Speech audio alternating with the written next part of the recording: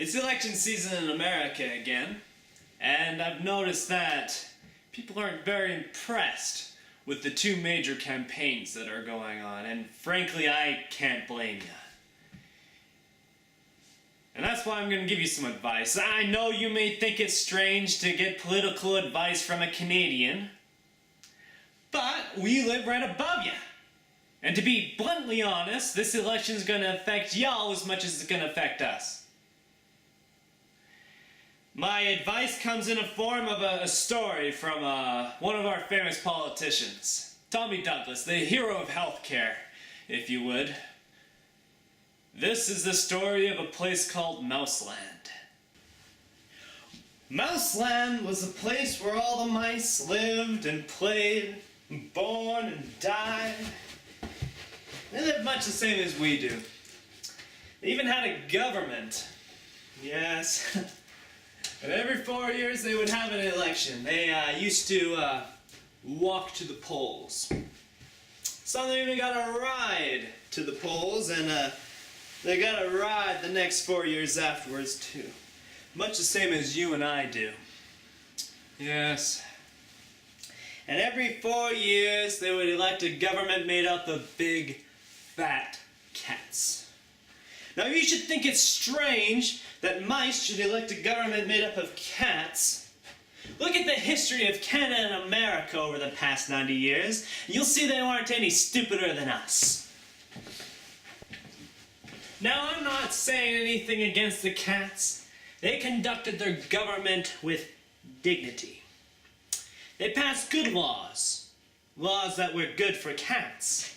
But laws that are good for cats aren't very good for mice. One of their laws said that the mouse holes had to be big enough so a cat could fit his paw in. Another law stated that mice could only run at certain speeds so a cat could catch his breakfast without too much trouble. These were good laws for cats. But life was getting harder and harder for the mice. And when they couldn't take it anymore, they decided that something had to be done. So they went en masse to the polls.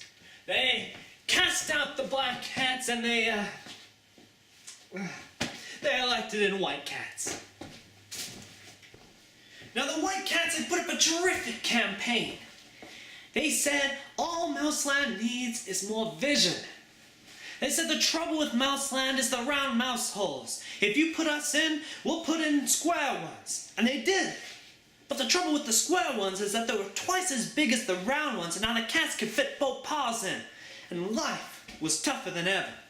And when they couldn't handle that anymore, they voted out the white cats and elected back in the black cats. And then the white cats again, and then, well, another round of the black cats. They even tried a mixture between the two. They call that a coalition, you see. Actually, they even had a government made up of cats with the little spots on them. You see, they made a noise like a mouse, but they still ate like a cat.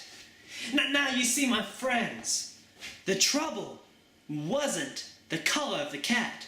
No. The trouble was that they were cats.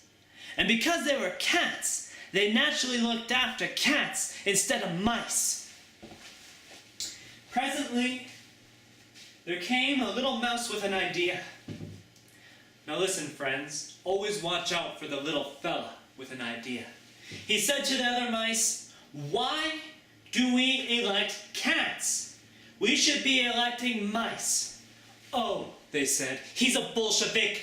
Lock him up." So they put him in jail. But now listen, and remember that you may lock up a mouse or a man, but you cannot lock up an idea. America is an idea. Liberty is a way of life. When it comes time to vote this election, remember, liberty, freedom, equality. Vote by those principles. Thank you.